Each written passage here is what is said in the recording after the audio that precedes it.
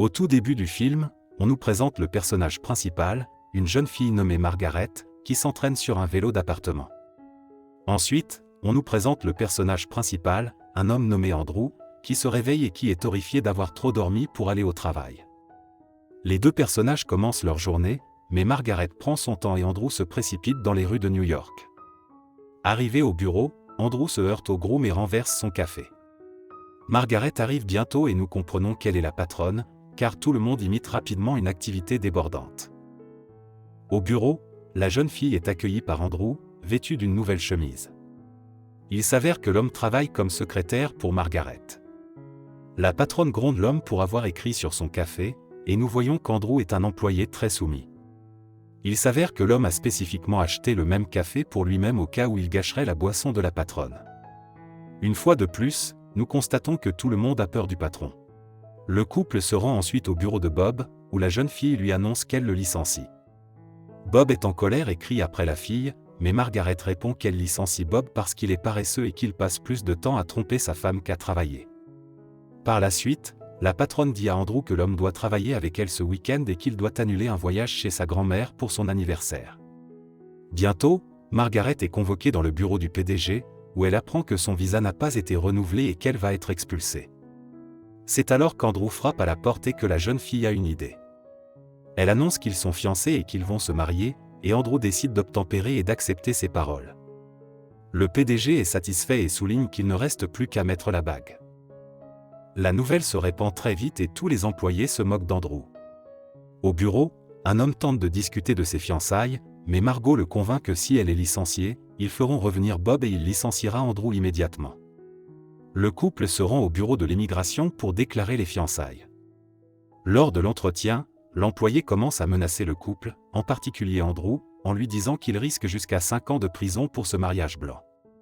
Andrew est sur le point d'avouer la supercherie, mais il trompe l'employé et négocie une promotion avec Margaret.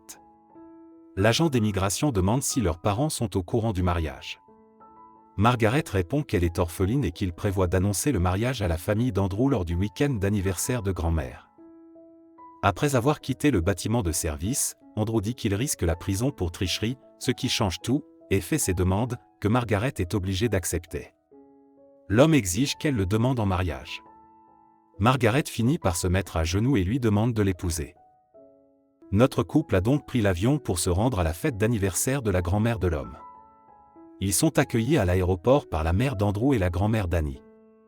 Sur le chemin de la maison, Margaret s'étonne de voir de nombreux magasins portant le nom de famille Paxton, après tout c'est le nom de famille d'Andrew. Grand-mère répond pour son petit-fils, on dit qu'il est très modeste.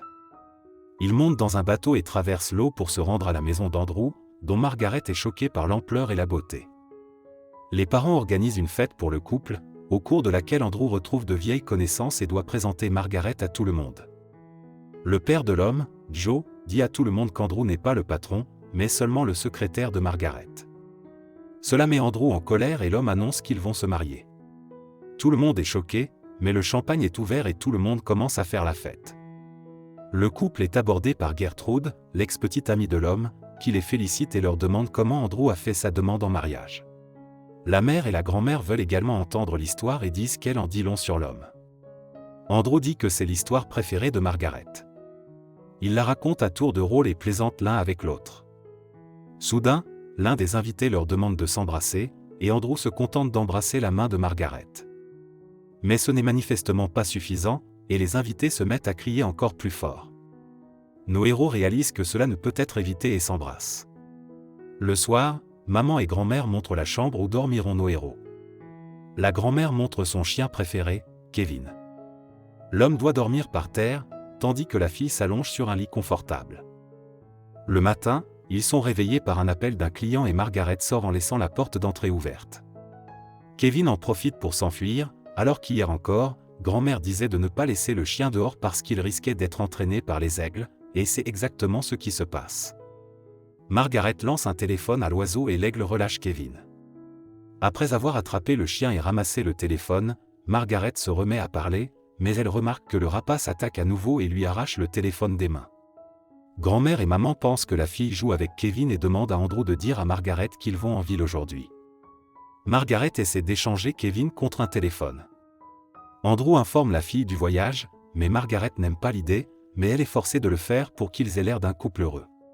Andrew va ensuite voir son père, qui joue au golf au bord d'un lac. L'homme invite son fils sur la rive pour s'excuser de son comportement lors de la fête. Cependant, il déclare ensuite qu'il veut qu'Andrew quitte son travail et reprenne l'entreprise familiale, ce qui entraîne bien sur une nouvelle dispute. Après cela, Andrew s'en va.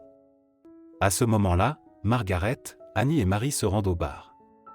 Mais soudain, une danse privée est organisée pour la jeune fille. Après avoir repoussé le danseur, l'héroïne sort pour se calmer. Soudain, la jeune fille est abordée par Gertrude, qui lui raconte qu'elle a déjà rencontré Andrew. Il s'avère que l'homme lui a proposé de s'enfuir ensemble, mais la jeune fille n'a pas osé franchir le pas. De retour à la maison, tout le monde trouve Andrew en train de ciseler le canoë aussi fort qu'il le peut. Marie gronde Joe et lui demande d'arranger la situation avec son fils, car dans leur vieillesse, ils risquent de se retrouver seuls dans cette belle maison. À ce moment-là, Margaret prend une douche, mais elle a oublié de prendre une serviette. Au même moment, Andrew entre dans la chambre et, sur le balcon, commence à se déshabiller pour aller lui aussi prendre une douche. Lorsque Margaret sort pour prendre une serviette, Kevin se jette sur elle. Après s'être débarrassé du chien, la jeune fille sort en courant et se retrouve face à Andrew nu. Ils se battent, mais l'homme finit par voir le tatouage de Margaret, qu'elle cachait. Le soir, la jeune fille commence à poser des questions sur la relation entre Andrew et son père, mais ce dernier ne veut pas en parler. La jeune fille raconte alors des faits très personnels, ce qui rend leur relation encore plus chaleureuse.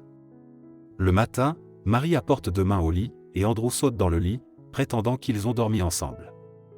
Les parents du petit ami entrent dans la chambre et suggèrent de jouer le mariage demain, le jour de l'anniversaire de la grand-mère.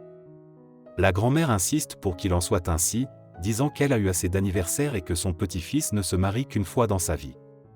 Nos héros finissent par accepter. Cependant, Andrew est très contrarié à l'idée qu'ils aient trompé sa famille. Margaret réconforte l'homme en lui disant qu'ils divorceront rapidement, avant que quiconque ne découvre la supercherie. Margaret caresse la main de l'homme et quelque chose change à l'intérieur de la jeune fille. L'héroïne décide de faire une promenade à vélo dans la forêt et, pendant la marche, elle se rend compte qu'elle ne fait pas ce qu'il faut. En s'arrêtant dans la forêt, la jeune fille entend des battements de tambour. Elle s'approche du son et aperçoit grand-mère en train d'accomplir un rituel pour la terre nourricière. La grand-mère remarque Margaret et lui demande de se joindre à la danse rituelle. La jeune fille se met à danser d'une manière très intéressante, et Andrew la surprend en train de faire cette danse sauvage. Plus tard, le couple se rend en ville pour acheter un nouveau téléphone à la jeune fille.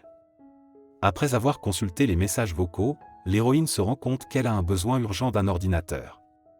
L'homme conduit alors Margaret à un club internet et, voyant Gertrude, il laisse la jeune fille. Andrew lui-même va parler à Gertrude. Le couple se rend ensuite au bateau, et l'on remarque parfaitement à quel point Margaret est jalouse d'Andrew. En chemin, il rencontre grand-mère, qui emmène Margaret dans un atelier. Margaret essaie la robe dans laquelle grand-mère s'est mariée quand elle était jeune, et on voit qu'elle est un peu grande sur le devant, et Annie fait une blague sur Margaret. Ensuite, la grand-mère offre un collier, une religion familiale qui se transmet depuis plus de 100 ans de génération en génération. La jeune fille a des larmes aux yeux, car elle réalise ce qu'elle fait à la famille d'Andrew. Arrivée à l'embarcadère où Andrew l'attend, la jeune fille monte dans un bateau et, à toute vitesse, tente de s'éloigner de tout le monde. La jeune fille dit à l'homme qu'elle a oublié ce que c'est que de faire partie d'une famille, d'être aimée, parce qu'elle est orpheline depuis l'âge de 16 ans. Andrew saisit le volant pour éviter de heurter la bouée, mais à ce moment-là, Margaret tombe à l'eau. Après avoir fait demi-tour, l'homme entraîne la jeune fille dans le bateau et essaie de la réchauffer avec son corps pour qu'elle ne gèle pas. De retour à la maison, nos héros sont accueillis par Joe. Nous apprenons que le père a reçu un appel de l'officier de migration et qu'il a passé un accord avec lui, selon lequel, si Andrew avoue, il n'ira pas en prison et Margaret sera expulsée. Cependant, notre héros refuse l'offre et le couple s'en va. Avant qu'il n'ait eu le temps de parler, la grand-mère entre dans la pièce et dit que les mariés dormiront séparément ce soir, c'est la tradition. Le jour tant attendu du mariage arrive. Margaret et Andrew descendent l'allée. Soudain, la jeune fille demande au pasteur de faire une pause, après quoi elle avoue la supercherie et s'en va. Andrew parle à ses parents et se rend dans la chambre de Margaret, où il ne trouve qu'un mot et un exemplaire du livre qu'il voulait publier. Dans la note, Margaret écrit qu'il s'agit d'un excellent livre et qu'elle l'enverra à l'imprimerie avant de quitter son emploi. Un agent d'immigration emmène Margaret. Pendant ce temps, Andrew va chercher la jeune fille, mais père s'y oppose et les deux hommes commencent à se disputer. À ce moment-là, grand-mère fait une crise cardiaque et doit être transportée d'urgence à l'hôpital. Joe, Marie et Andrew montent dans l'avion avec grand-mère. Pendant le vol, grand-mère fait promettre à tout le monde de ne pas jurer, puis admet qu'elle faisait semblant pour amener Andrew à l'aéroport le plus vite possible. Ensuite, nous voyons Margaret avec un agent de migration, qui lui dit qu'elle a 24 heures pour régler toutes ses affaires.